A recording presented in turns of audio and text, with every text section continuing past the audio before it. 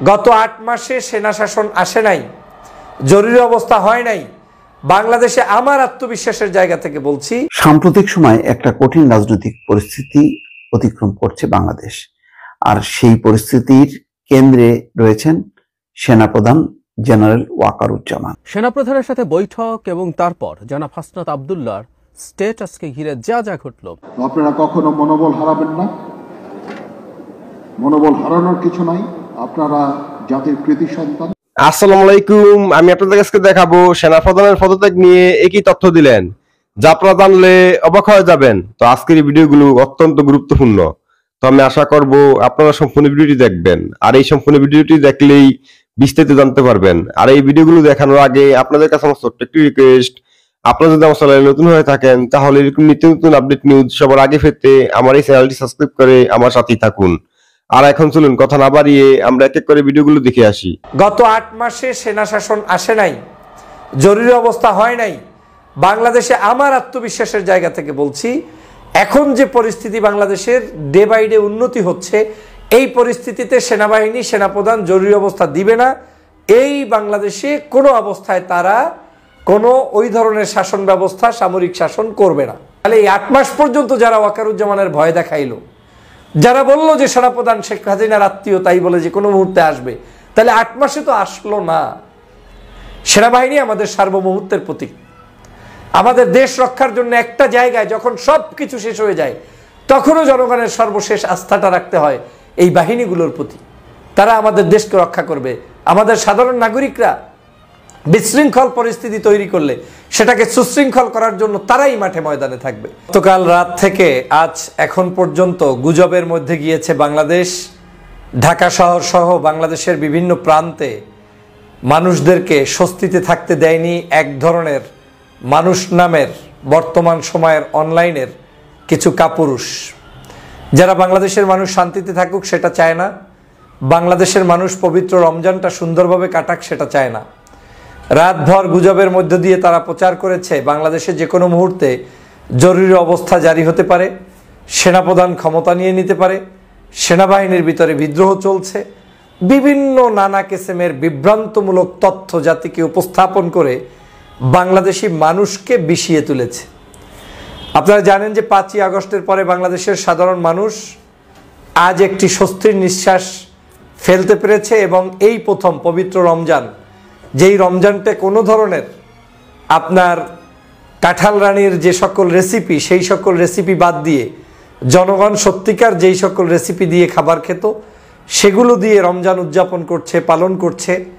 নিরবিচ্ছিন্ন বিদ্যুৎ ব্যবস্থা, যেখানে কোনো ধরনের লোডশেডিংয়ের তেমন কোনো ব্যবস্থা নেই। বিনা লোডশেডিংয়ে মানুষগুলো তারাবির নামাজ পড়ছে, সেহরি খাচ্ছে। সেই জিনিসটা যেন সরকারের বাহিরে যারা অবস্থান করছেন বিভিন্ন জায়গায়, আওয়ামী লীগের দোসররা, তারা সহ্য করতে পারছে না। যে কোনো মূল্যে বাংলাদেশকে বিতর্কের মধ্যেই রাখতে হবে, মানে যে কোনো মূল্যে প্রতিটা দিন অশান্তির মধ্যেই রাখতে হবে। আপনারা এই বাংলাদেশের যে এই মুহূর্তের সরকার, এই সরকার 16 বছরের ঝঞ্ঝালের পরে ক্ষমতায় এসে তারা যে বসেছেন, এই বসার পরে রাষ্ট্রটা এক ধরনের ভিখারির মতো হওয়ার কথা, কারণ 16 বছরে এই দেশের কিছুই রেখে যায়নি।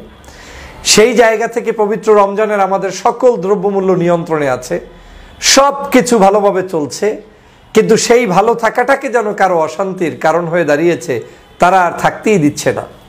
হঠাৎ করে গতকালকে রাতের বেলা শুরু হয়েছে গুজব।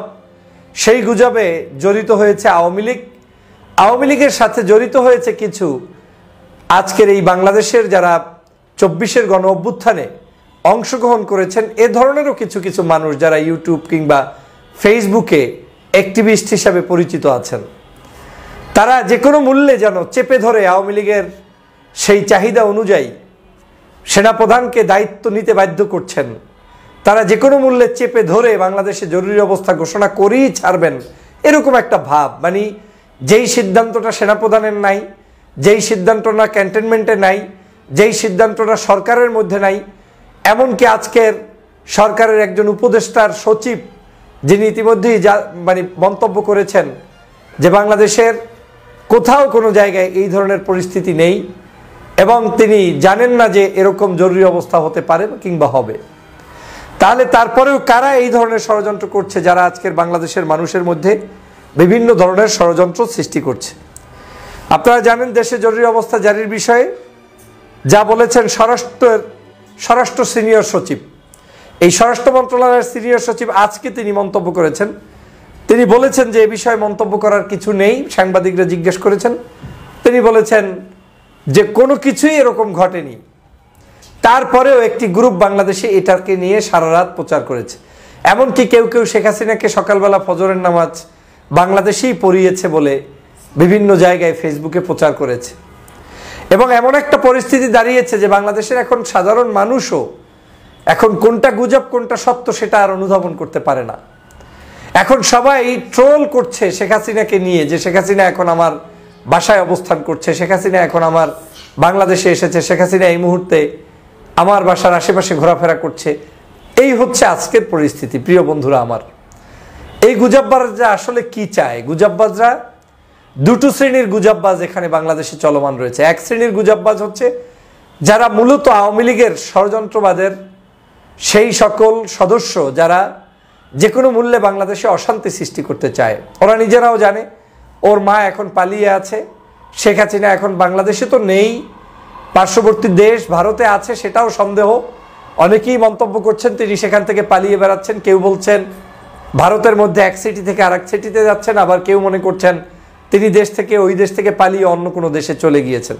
তো যেই নেত্রী তার নিজেরই অস্তিত্ব নাই, জানান দিতে পারছে না, সেই নেত্রী আবার বাংলাদেশে আসবে, এটা বিশ্বাস করা যায়? আমি গত কয়েকদিন পর্যন্ত আপনাদেরকে চ্যালেঞ্জ ছুড়ে দিয়ে বলেছিলাম যে বাংলাদেশে গত 8 মাসে সেনা শাসন আসে নাই, জরুরি অবস্থা হয় নাই। বাংলাদেশে আমার আত্মবিশ্বাসের জায়গা থেকে বলছি, এখন যে পরিস্থিতি বাংলাদেশের ডে বাই ডে উন্নতি হচ্ছে, এই পরিস্থিতিতে সেনাবাহিনী সেনাপ্রধান জরুরি অবস্থা দিবে না। এই বাংলাদেশে কোনো অবস্থায় তারা কোনো ওই ধরনের শাসন ব্যবস্থা সামরিক শাসন করবে না। এর অনেকগুলো কারণ আছে। এই সেনাপ্রধান সেই সকল ঝামেলার মধ্যে যেতে চায় না। গণতন্ত্রের প্রতি শ্রদ্ধা রেখে 5ই আগস্ট শেখ হাসিনাকে বাংলাদেশ থেকে কৌশলে তাড়ানোর ব্যবস্থা করে দিয়েছেন, বাংলার মানুষকে মুক্ত করে দিয়েছেন। সেনাবাহিনীও আমাদের সাথে একজন যোদ্ধা এবং পার্ট অফ দিস, আমাদের এই মুভমেন্টের মধ্যে তিনিও একটা পার্ট। সেই জায়গা থেকে আমার বিশ্বাসের জায়গা থেকে বলছি তারা কখনোই নিবেন না। হ্যাঁ, তবে আমাদের মতো এই বাংলাদেশে আমরা যারা বলছি যে তারা নিবেন না, কিন্তু এই বিশ্বাসটা অবিশ্বাসে রূপান্তরিত হতে পারে তাদের মতো কিছু ব্যক্তিগোষ্ঠীর কারণে, যারা চেপে ধরে সেনাবাহিনী প্রধানকে যে কোনো মূল্যে ক্ষমতা নেওয়ার জন্য উৎসাহ প্রদান করছেন। সেনাবাহিনী বারবার বলছে নিব না, তারপরেও আপনি বলছেন নিবে। সেনাবাহিনী বারবার বলছে কোনো দুরভিসন্ধি নাই, তারপরেও আপনি বলছেন দুরভিসন্ধি আছে। এভাবে করে করে জেনারেল ওয়াকারুজ্জামানকে যদি কেউ ফাঁপিয়ে তুলে, ফাঁসিয়ে তুলে কিংবা তাকে ক্ষিপ্ত করে তুলে, তখনকার পরিস্থিতি কি হবে সেটা নিয়ে আমার কোনো অগ্রিম মন্তব্য নেই। কিন্তু আমার ধারণা এখন পর্যন্ত সেই ধরনের সুযোগ পরিস্থিতি বাংলাদেশে হয়নি। তাহলে আপনারা কেনই বা ভাই সারা রাত গুজব করে, কেনই বা ভাই যে কোনো নিউজের কোনো আগামাতা না পেয়ে সাথে সাথে জাতির কাছে সেটাকে ভিউ ব্যবসার জন্য কিংবা ভিন্ন কোনো উদ্দেশ্যে আপনি সেটা প্রচার করে জনগণকে কেন বিভ্রান্ত করলেন? বাংলাদেশের অনেক মানুষ আছে যারা ইউটিউবে, ফেসবুকে আপনার ওই ভিডিওটা আগামী 1 দিন পরে, 2 দিন পরে, 10 দিন পরেও দেখবে। ওই লোকের কাছে ওই দিনই এটা নতুন, উনি ওই দিনই মনে করবে যে আজকে মনে হয় সেনা শাসন আসছে, অথচ এই ঘটনার যে কোনো সত্যতা নেই তা তো আজকের জাতি দেখতে পেলেন। আমি আজও বলছি, চ্যালেঞ্জ দিয়ে বলছি, আমার এই বক্তব্য আপনারা 3 মাস 5 মাস পরে দেখেন, সেদিনও যদি বের করতে পারেন, মানে যদি আমরা কোনো ধরনের চাপ সৃষ্টি না করি যে সেনাবাহিনী আসেন, সেনাবাহিনী আসেন, এমন কোনো বিশৃঙ্খলা আমরা না করি, তাহলে কোনোদিনই 5 মাস পরেও আমার এই কথা সত্য হবে যে না, তারা নিবে না। আমি 8 মাস আগেও জেনারেল ওয়াকারুজ্জামান সম্পর্কে ভিডিও দিয়েছি, ফেসবুকে ঢুকে দেখতে পারেন। আজও একই জায়গায় তার কথা বলছি, এখনো শুনছেন। তাহলে এই 8 মাস পর্যন্ত যারা ওয়াকারুজ্জামানের ভয় দেখাইলো, যারা বলল যে সেনাপ্রধান শেখ হাসিনার আত্মীয় তাই বলে যে কোনো মুহূর্তে আসবে, তাহলে 8 মাসে তো আসলো না। সেনাবাহিনী আমাদের সার্বভৌমত্বের প্রতীক। আমাদের দেশ রক্ষার জন্য একটা জায়গায় যখন সব কিছু শেষ হয়ে যায়, তখনও জনগণের সর্বশেষ আস্থাটা রাখতে হয় এই বাহিনীগুলোর প্রতি। তারা আমাদের দেশকে রক্ষা করবে। আমাদের সাধারণ নাগরিকরা বিশৃঙ্খল পরিস্থিতি তৈরি করলে সেটাকে সুশৃঙ্খল করার জন্য তারাই মাঠে ময়দানে থাকবে। অর্থাৎ তাদেরকে বিতর্কিত করে কোনো লাভ নেই, অনাহুত বিতর্কিত করা যাবে না। আমাদের এই বাংলাদেশকে সম্মিলিতভাবে এগিয়ে নিয়ে যেতে হবে।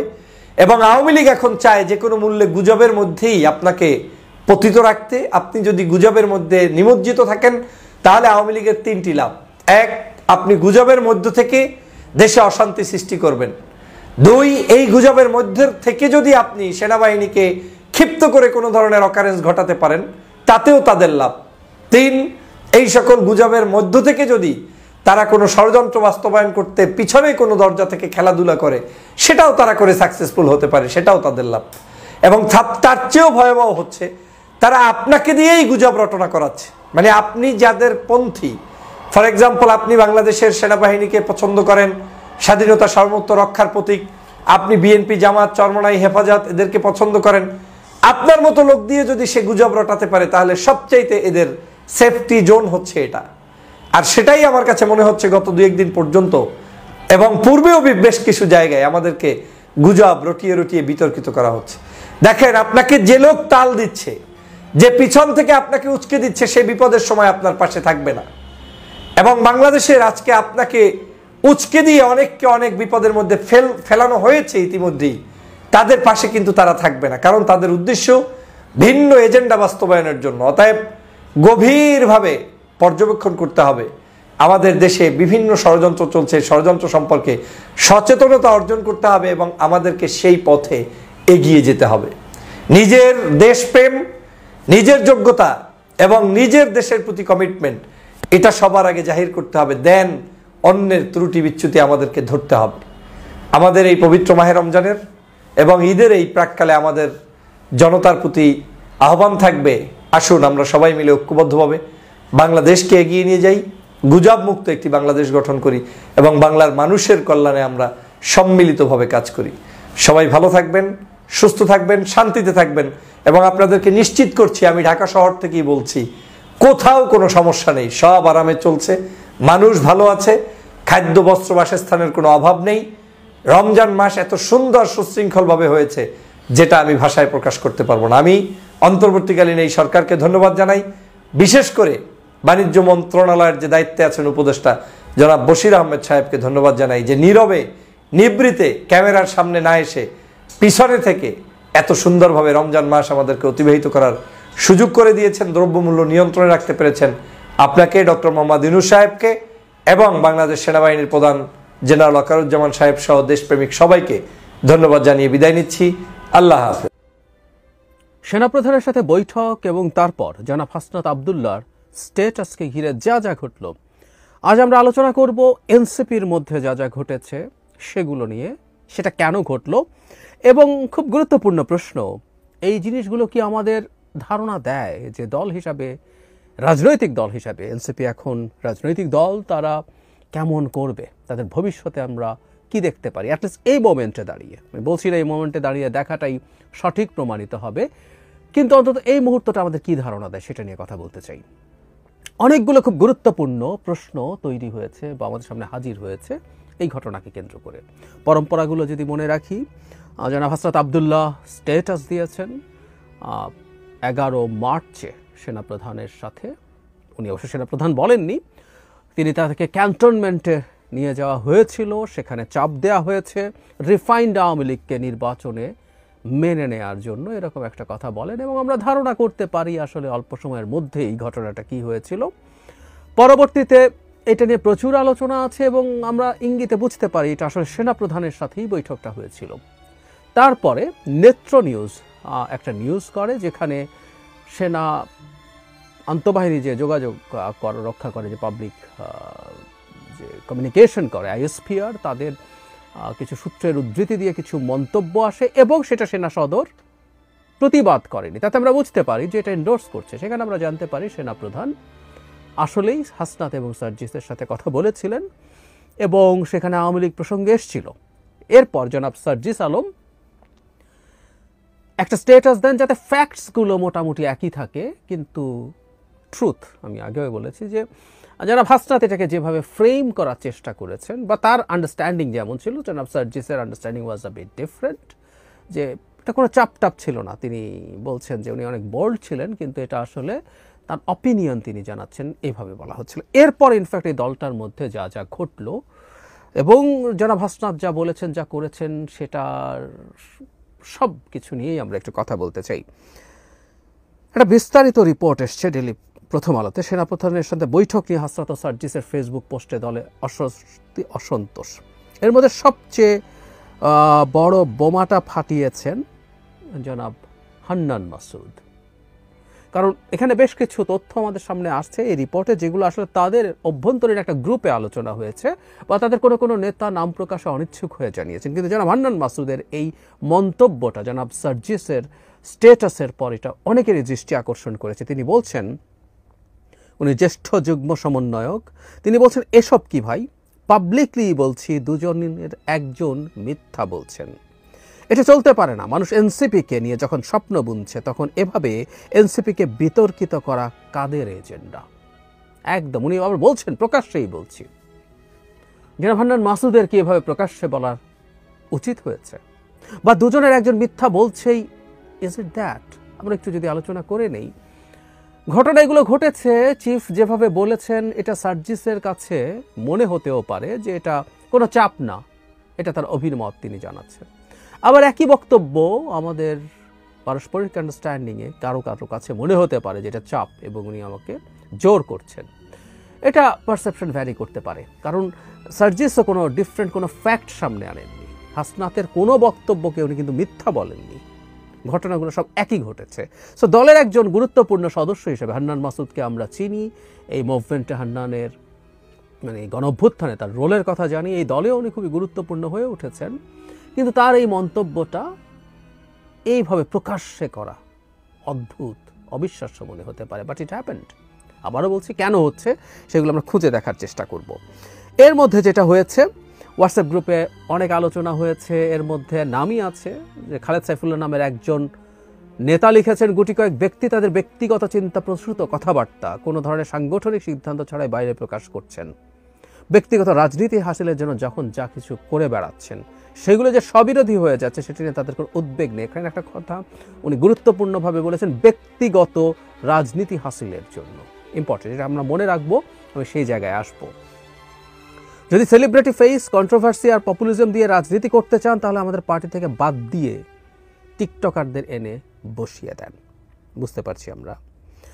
আরেকজন বলছেন, একটি দলের সদস্য হয়ে ব্যক্তিগত জনপ্রিয়তা অর্জনের রাজনীতি করবেন না, দলের কথাও ভাবতে হবে। আরেকজন লিখেছেন, গত সাধারণ সভায় আলাপ উঠেছিল ডেকোরামের কেউ যাতে হুটহাট ফেসবুকে পোস্ট না দেয় এবং নিজেরা আরও বেশি অ্যালাইন হয়, কিন্তু কে শুনে কার কথা? এখানে আরেকজনের নাম সাইফুল্লাহ হায়দার, আমাদেরকে ডেকে আপনারা জানিয়ে দিন, আমরা অনেক পপুলিস্ট, এভাবেই রাজনীতি করব, ইচ্ছা হলে থাকেন, না হলে চলে যান। আরেকজন লেখেন, দল গোল্লায় যাক, ওনারা অলওয়েজ লাইমলাইটে থাকতে হবে। আমরা মন্তব্যের প্যাটার্নকে খেয়াল করছি, আমরা খুব বেশি এই আলোচনায় ঢুকছি না। এই প্রেক্ষাপটে জনাব হাসনাত আবদুল্লাহর স্ট্যাটাসকে শিষ্টাচার বহির্ভূত বলেছেন নাসির উদ্দিন পাটোয়ারি। এটা আসলে বলা হয়তো জরুরিও ছিল, কারণ সেনাপ্রধানের বিরুদ্ধে যেই ভাষায় স্ট্যাটাস দেওয়া হয়েছে সেটা নিশ্চিতভাবেই তাদের দল এবং দলের প্রতি একটা নেগেটিভ পারসেপশন বিভিন্ন দিকে তৈরি হয়েছে, বিশেষ করে সেনাবাহিনীর মধ্যেও অসন্তোষ তৈরির চেষ্টা থাকতে পারে। জনাব পাটোয়ারি এটাকে একটু কঠোর ভাষাতেই বলেছেন, মানে দলের মধ্যকার, মানে জনাব পাটোয়ারির মতো মানুষও আমি জানি না জানতেন কি না যে ধরনের একটা মিটিং হয়েছে, যিনি দলের খুবই গুরুত্বপূর্ণ একজন সদস্য। আমি পরপর দুদিন নাগরিক পার্টির এনসিপির দুজন গুরুত্বপূর্ণ নেতার সাথে টকশোতে ছিলাম, দুটো ভিন্ন চ্যানেলে, এবং প্রকাশ্যেই একটা টকশোতে প্রকাশ্যেই এনসিপির নেতা বলেছেন যে এটা কোনোভাবেই তাদের দলের সিদ্ধান্ত নয়। আমি অবশ্য এখনও এনসিপির অফিসিয়াল কোনো স্টেটমেন্ট অ্যাবাউট হাসনাত আবদুল্লাহর স্ট্যাটাস আমার সামনে অন্তত আসেনি। এটা দেরি হচ্ছে তাদের, এটা আসলে যদি না এসে থাকে এটা আরও আগেই ক্ল্যারিফাই করা দরকার ছিল, কারণ দল এটাকে কীভাবে দেখছে। তো তিনি অন রেকর্ড বলেছেন যে এটা আসলে দলের কেউ, দল এটাকে এন্ডোর্স করছে না এবং দলের পক্ষ থেকেও তারা সেখানে যাননি। তাহলে আমরা খেয়াল করি মোটা দাগে তাহলে ব্যাপারটা এই দাঁড়ালো, হাসনাত সার্জিস আলাদাভাবে যোগাযোগ করে, ওরা তাদেরকে ধরে টরে নিয়ে গেছে বা ডেকে নিয়ে গেছে এরকম না, তারা যোগাযোগ করে সেনাপ্রধানের সাথে দেখা করেছেন, তারা এই আলাপগুলো করে এসছেন, অথবা তাদেরকে যদি সমন করে নিয়েও যাওয়া হয় বা আমন্ত্রণ করে নিয়েও যাওয়া হয়, এই প্রত্যেকটা পদক্ষেপ অন্তত তাদের একটা কোর কমিটি আছে, সেই কমিটির জানার কথা ছিল যে আমাদেরকে ডাকা হয়েছে, আমরা যাচ্ছি, কী বিষয়ে আলোচনা হতে পারে, কি বলবো আমরা, কি করব, তাদের একটা যাওয়ার আগেই একটা বৈঠক হওয়ার কথা ছিল, হওয়া উচিত ছিল খুব স্বাভাবিকভাবেই। সেটা তারা করেননি। তারা গেলেন, তারা এসে এমনকি ফেসবুক স্ট্যাটাসে দেওয়ার আগ পর্যন্ত সম্ভবত খুব গুরুত্বপূর্ণ অনেকেই জানতেন না তারা এই কাজটা করেছেন। মানে তো অবিশ্বাস্য ব্যাপার। দুজনের একজনও অন্তত কোর কমিটি, আমরা এখনো জানি না তাদের ডিসিশন মেকিং কিভাবে হয়, আমি ধরে নিচ্ছি তাদের একটা কোর কমিটি আছে যেটার কথা তারা বলেন সেটাই নেয়। ফিরে এসে অন্তত তাদেরকে তো ব্রিফ করার কথা ছিল, তারপর সেটা নিয়ে কি করবেন না করবেন। নট অনলি দ্যাট, এত বড় একটা ব্যাপার ফেসবুকে দেওয়ার জন্য জনাব হাসনাত আবদুল্লাহর কিন্তু দলের সাথে আলোচনা করা দরকার ছিল। উনি কি করেছিলেন? আচ্ছা, যদি করে থাকেন এবং দল যদি বলে স্ট্যাটাস দাও, কোর কমিটি বা টপ যে লিডারশিপ আছে তারা, ভয়ঙ্কর কথা। তাহলে এই দল কি মনে করে, একটা রাষ্ট্র, একটা স্টেট কিভাবে ফাংশন করে, রাজনীতি কিভাবে করতে হয়, কি বোঝে তাহলে? আর যদি দল না জেনে থাকে, সেই দলের দুজন মুখ্য সংগঠকের একজন এবং জরুরি কথা সবচেয়ে পরিচিত ফেসদের একজন এইরকম একটা ভয়ঙ্কর অভিযোগ নিজে নিজে দিয়ে দিলেন। নিজে নিজে এরকম করে ফেলা যায় এবং তার বিরুদ্ধে কোনো ব্যবস্থা, কোনো পদক্ষেপ নিচ্ছেন তারা। আবার জনাব সার্জিস আলম, আমি সার্জিসের এবারকার স্ট্যাটাসটাকে আমার কাছে টু সাম এক্সটেন্ট, এই ঘটনাটা ঘটে যাওয়ার পর এটা দলের প্রতি কিছুটা সহানুভূতি তৈরি বা অ্যাটলিস্ট ডিএসকালেট করা মিলিটারির সাথে টেনশনকে, সেই হিসাবে কাজ করবে। সুতরাং তিনি আলাপ করে দিয়েছেন কিনা জানি না, তিনি আলাপ না করেও যদি দিয়ে থাকেন, স্টিল এটা কিছুটা ডিএসকালেশন হয়েছে। যেমন জনাব নাসিরউদ্দিন পাটোয়ারি যেভাবে এটাকে শিষ্টাচার বহির্ভূত বলেছেন, এটার মাধ্যমে এটাকে ডিজোন করার যে টেন্ডেন্সি সেটা। এবং জনাব হান্নান মাসুদের মতো একজন মানুষ প্রকাশ্যে দুজনের একজন মিথ্যা বলছেন, দুজনের একজন মিথ্যা না বলতেও পারেন, কারণ আসলে ওই যে বলেছি, আমি একটু আগেই ব্যাখ্যা করেছি, কিন্তু উনি প্রকাশ্যে এসে আবার এই কথাটা বললেন। তাহলে কি জনাব হান্নান মাসুদের এই দুইজনের প্রতি কোনো ক্ষোভ আছে যে উনি প্রকাশ্যে এই দুইজনকে মানুষের সামনে হিউমিলেট করতে চাইছেন? এই প্রশ্নগুলো যৌক্তিকভাবে আসবে, খুব স্বাভাবিকভাবেই আসবে। আর সোফার যা হয়েছে, আমি ধারণা করছি সার্কামস্টেন্সিয়াল এভিডেন্স দিয়ে যে এটা আসলে দলের সর্বোচ্চ পর্যায়ে বা জানতো না, তাদের যাওয়া, তাদের বৈঠক করে আসা। তাহলে তারা যে এটা করলেন, তাতে গ্রুপে যে আলাপগুলো হচ্ছে, প্রায় প্রত্যেকে একই কথা লিখছেন যে ব্যক্তিগত জনপ্রিয়তার জন্য তারা এই কাজগুলো করছেন। ব্যক্তিগত রাজনীতি এই শব্দটাও কেউ কেউ লিখেছেন। তার মানেটা হচ্ছে এই পারসেপশন কি আছে যে জনাব হাসনাত এবং জনাব সার্জিস তাদের ব্যক্তিগত রাজনীতি করছেন। যদিও কেউ কেউ বলছেন যে তাদের মধ্যে একসাথে মিটিংয়ে কথা হয়েছিল যে এই জিনিসগুলো আলোচনা ছাড়া এই ধরনের স্ট্যান্ড নেওয়া যাবে না বা পলিটিক্যালি খুব সিগনিফিক্যান্ট কিছু স্ট্যান্ড নেওয়া যাবে না, কিন্তু তারা করেছেন। তাহলে কি তারা ব্যক্তিগত রাজনীতি করছেন? প্রশ্ন আসবে। আমি একটা জিনিস মনে করি এই দুইজনের ক্ষেত্রে, এই দুজন খুবই সামনের ফেস ছিলেন, সামনের মুখ ছিলেন প্রথম দিকে কোটা আন্দোলনের। আমরা হাসনাত সার্জিসকেই বেশি দেখছিলাম। হোয়াট হ্যাপেন লেটার, তাদের সাথে সরকারের এক ধরনের আলোচনা শুরু হয়, আলোচনা করেন, এটা চাপের প্রেক্ষাপটেই হয়েছে। আমি বলছি না তারা খুবই খুশি মনে তাদের নিজের সিদ্ধান্তে গেছেন, এটা আমরা বুঝতে পারি, তাদেরকে চাপ দিয়েই নেওয়া হয়েছে। চাপ অনেকেই দেওয়া হয়েছে, কিন্তু চাপ সহ্য করার সক্ষমতা সবার একই থাকে না। হাসনাত সার্জিস একটা পর্যায়ে তৎকালীন সরকারের গুরুত্বপূর্ণ মন্ত্রীদের সাথে বৈঠকে এসে এই মুভমেন্টকে উইথড্র করছেন, এই ধরনের ঘোষণা আমাদের সামনে দিয়েছিলেন, নিশ্চিতভাবেই চাপের ফলেই। কিন্তু যেটা হয়, পরবর্তীতে এই নেতৃত্বটা, সামনের ফেসটা পাল্টে যেতে থাকে এবং জনাব নাহিদ আমাদের সামনে প্রধান ফেস হয়ে ওঠেন। তারপরে 6 জনকে যখন ডিবি ধরে নিয়ে যায়, তখন আরও অনেকগুলো ফেস আমাদের সামনে এসে হাজির হয় যারা এই মুভমেন্টটাকে টেনে নিয়ে যান।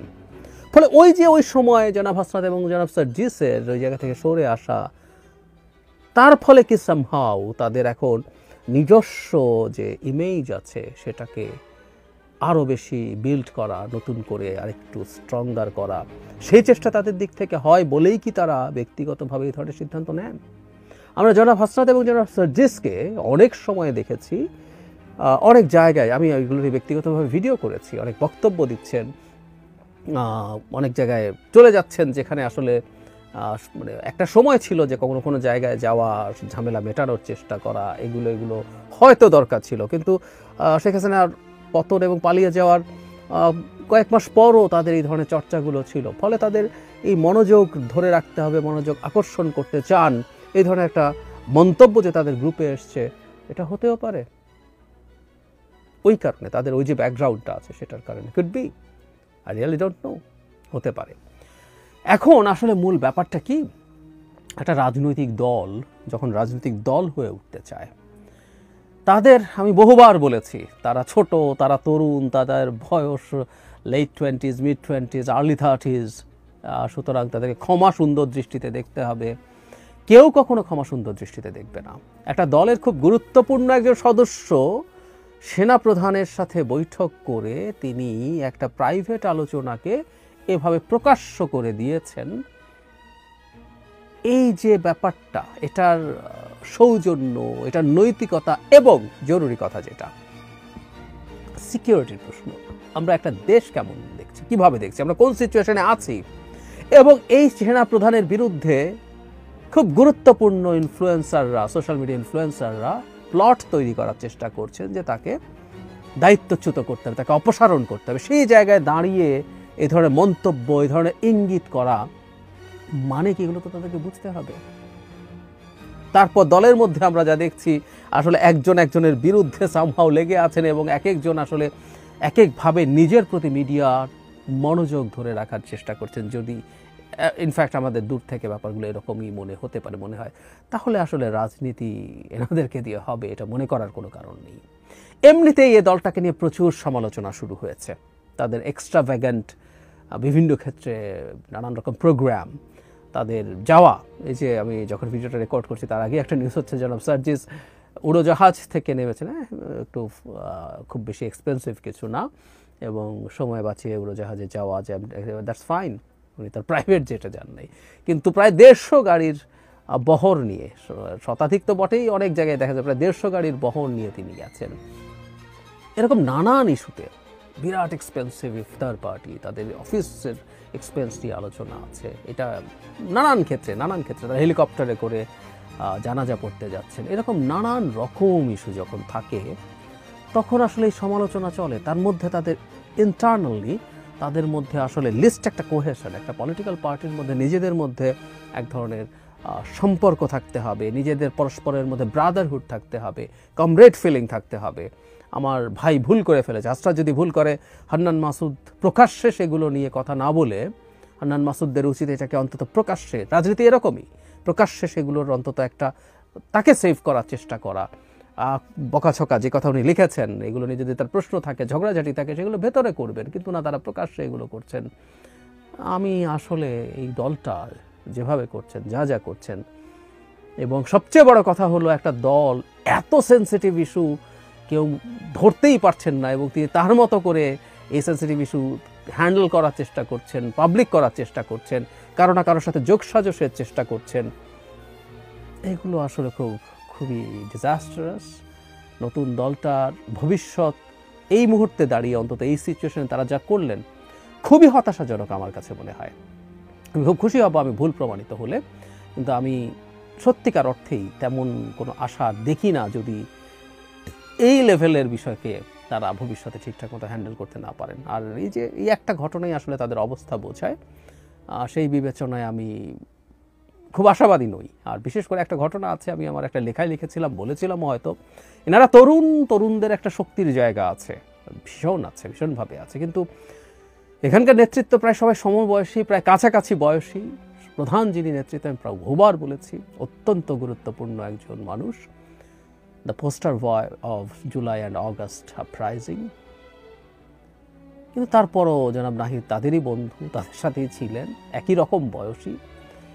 আমি বিশ্বাস করি তার যথেষ্ট জ্ঞান, প্রজ্ঞা, ধৈর্য আছে, কিন্তু তারই তো বন্ধু, কিছুদিন আগেই তো একেবারেই বন্ধু ছিলেন। ফলে ঠিক জানি না বাংলাদেশের মতো দেশে একেবারে এই রকম কিছু সমবয়সী মানুষ, যেখানে একটা ক্যারেক্টার যে টু সাম এক্সটেন্ট, আমি বলছি না কাল্ট হতে হবে, টু সাম এক্সটেন্ট কাল্ট না হলেও যাকে সবাই খুব গভীরভাবে অ্যাকসেপ্ট করে, তার সাথে ডেমোক্রেটিক ডিবেট হবে, কিন্তু যার সর্বোচ্চ একটা জায়গা, তার সব কিছুর প্রতি একটা আস্থা আছে, যার প্রতি এক ধরনের অবিডিয়েন্স আছে, এরকম কিছু ছাড়া একটা দল দাঁড়াবে কি না, আসলে এই আমরা এনসিপিকে দেখেই ভবিষ্যতে বুঝতে পারবো। অন্তত প্রাথমিকভাবে মনে হচ্ছে এটাও তাদের একটা মেজর সংকট। সাম্প্রতিক সময় একটা কঠিন রাজনৈতিক পরিস্থিতি অতিক্রম করছে বাংলাদেশ, আর সেই পরিস্থিতির কেন্দ্রে রয়েছেন সেনাপ্রধান জেনারেল ওয়াকারুজ্জামান। তাকে ঘিরে দেশের ভেতরে এবং বাইরে থেকে বেশ কিছু প্রচার প্রচারণা চলছে, যেটি সেনাবাহিনীকে, সেনাপ্রধানকে অবশ্যই বিব্রত করেছে, কিন্তু কোনো পরিস্থিতির মধ্যে এই ফাঁদে পা না দেওয়ার সিদ্ধান্ত নিয়েছে সেনাবাহিনী।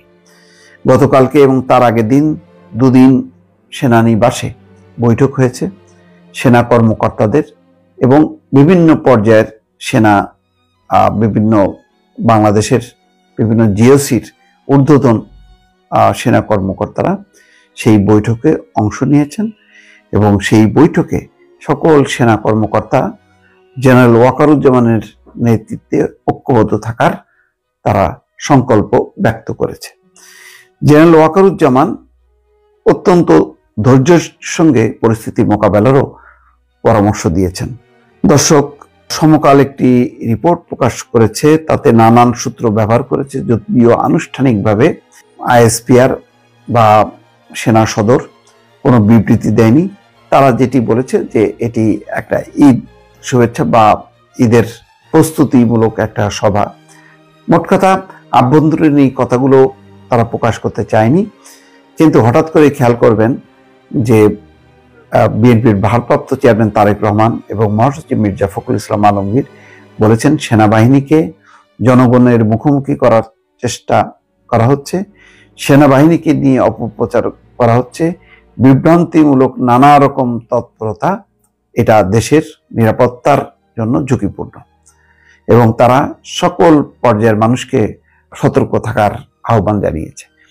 তার মানে কিছু একটি পরিস্থিতি তৈরি হয়েছে যার প্রেক্ষিতেই বাংলাদেশের প্রধান রাজনৈতিক দলের শীর্ষ দুইজন তারা বক্তব্য দিয়েছেন এই পরিস্থিতির উপর। বিষয়টা আর এখন রাগঢাকের মধ্যে নেই, সবার হাতে হাতে আছে। যে কেউ কেউ বলছেন যে সেনা নিবাসে বা সেনাবাহিনীতে এমন কিছু ঘটনা ঘটছে যাতে একটি পরিবর্তন ঘটতে পারে। জেনারেল ওয়াকারুজ্জামান তার পদে নাও থাকতে পারেন এবং জেনারেল ওয়াকারুজ্জামানের সঙ্গে ডক্টর মোহাম্মদ ইউনূসের একটি দ্বন্দ্ব তৈরি হয়েছে।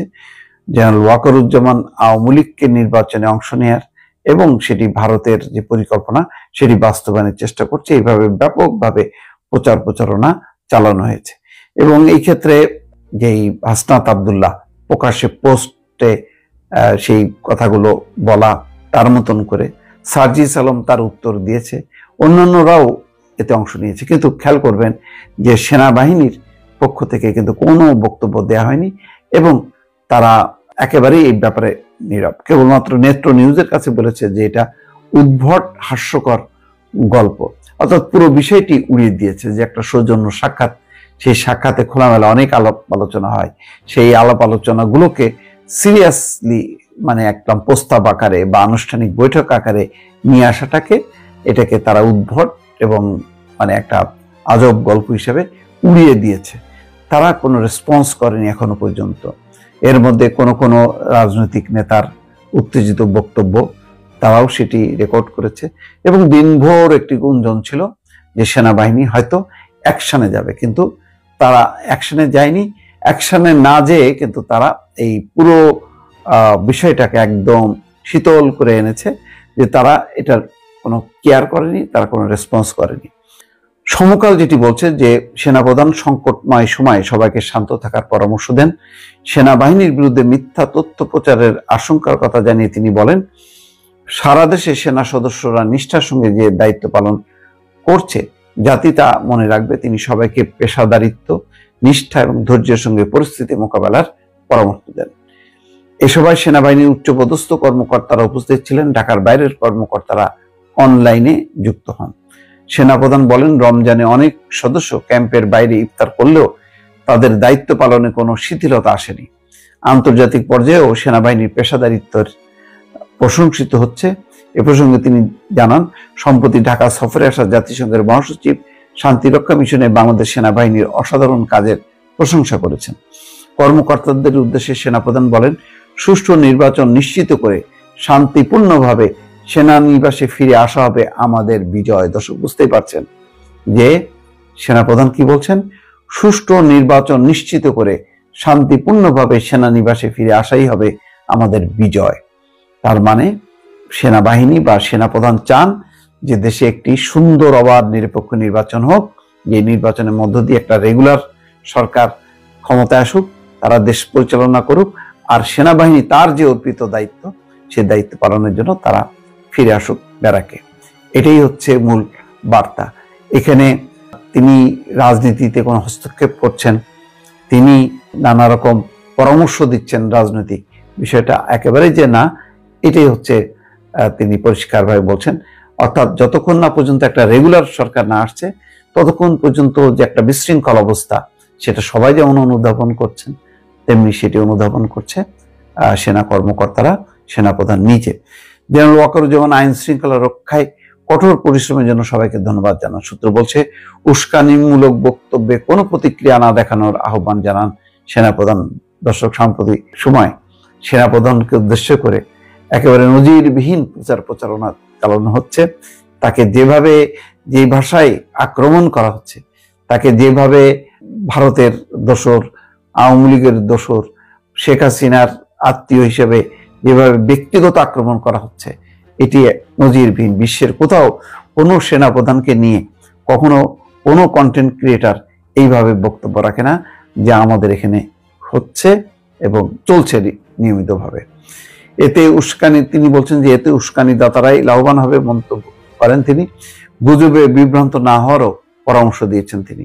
সেনাপ্রধান বলেন, সেনাবাহিনীর কাজ সম্পর্কে সরকার জানে, জনগণও জানে। নানা গুজব ছড়ানো হচ্ছে, কিন্তু দেশে কোনো জরুরি অবস্থা জারি হয়নি। জরুরি অবস্থা জারির মতন গুজবও ছড়ানো হয়েছে, কিছু নোটও প্রদর্শন করা হয়েছে, সেখানে বলা হচ্ছে যে জরুরি অবস্থা জারি করা হচ্ছে। তিনি সবাইকে ঠান্ডা মাথায় পরিস্থিতি সামাল দেওয়ারও পরামর্শ দেন। অপরাধের হার পূর্ববর্তী বছরের তুলনায় প্রায় একই থাকলেও দৃশ্যমান অপরাধ জনমনে আতঙ্ক সৃষ্টি করছে বলে সেনাপ্রধান জানান। খুব বাস্তব কথা বলছেন। দৃশ্যমান অপরাধ জনমনে আতঙ্ক তৈরি করছে, তাই এসব অপরাধ প্রতিরোধে কার্যকর পদক্ষেপ নেওয়ার পরামর্শ দেন। যে কোনো ব্যবস্থা গ্রহণের ক্ষেত্রে অবশ্যই দৃঢ়তা বজায় রাখার কথা বলেন। তার মানে টাফ অ্যাকশনে হয়তো সেনাবাহিনীর যেতে পারে, তেমন একটা ইঙ্গিত কিন্তু রয়েছে এই বক্তব্যে। উগ্রপন্থার অনুসারীরা যাতে কোনো অস্বাভাবিক কিছু করতে না পারে সে বিষয়ে সতর্ক থাকার কথাও বলেছেন ওয়াকারুজ্জামান। ঐক্যবদ্ধ থাকলে দেশকে কোনো ক্ষতিকর শক্তি স্পর্শ করতে পারবে না বলেও অভিমত দেন সেনাপ্রধান। সোমবার রাতে এই সবার বিষয়ে জানতে চাইলে আন্তঃবাহিনী জনসংযোগ পরিদপ্তর বলেন, এটা নিয়মিত সভা, সেখানে সেনাপ্রধান সবাইকে ঈদের শুভেচ্ছা জানিয়েছেন। তার মানে সেনাবাহিনী তার আভ্যন্তরীণ পরিস্থিতি, তার লক্ষ্য, সেটাকে তারা প্রকাশ করতে চান না। তারা মানে কাজে বিশ্বাস করেন এবং তারা এই লক্ষ্য নিয়ে কাজ করবেন। এবং যেটা বলছেন যে একটা সুষ্ঠু নির্বাচনের পর সেনাবাহিনী ফিরে আসাটাই হবে তাদের বিজয়, সেই লক্ষ্যে তারা কাজ করছে। দর্শক, বুঝতেই পারছেন সেনাবাহিনীর পক্ষ থেকেও একটা ভালো, সুন্দর, শান্তিপূর্ণ নির্বাচন যাতে অনুষ্ঠিত হয় সেই তাগাদা রয়েছে। দর্শক, ভালো থাকবেন। আল্লাহ হাফেজ। তো আমি আশা করছি আপনারা সম্পূর্ণ ভিডিওটি দেখেছেন। তো আপনাদের যদি এই বিষয়টি নিয়ে কোনো মতামত থাকে আমাকে অবশ্যই কমেন্টে জানাবেন। আর আপনারা যদি আমার চ্যানেলে নতুন হয়ে থাকেন তাহলে আমার এই চ্যানেলটি সাবস্ক্রাইব করে আমার সাথেই থাকুন। তো দেখা হচ্ছে পরবর্তী ভিডিওতে। সে পর্যন্ত সবাই ভালো থাকবেন, সুস্থ থাকবেন। আল্লাহ হাফেজ।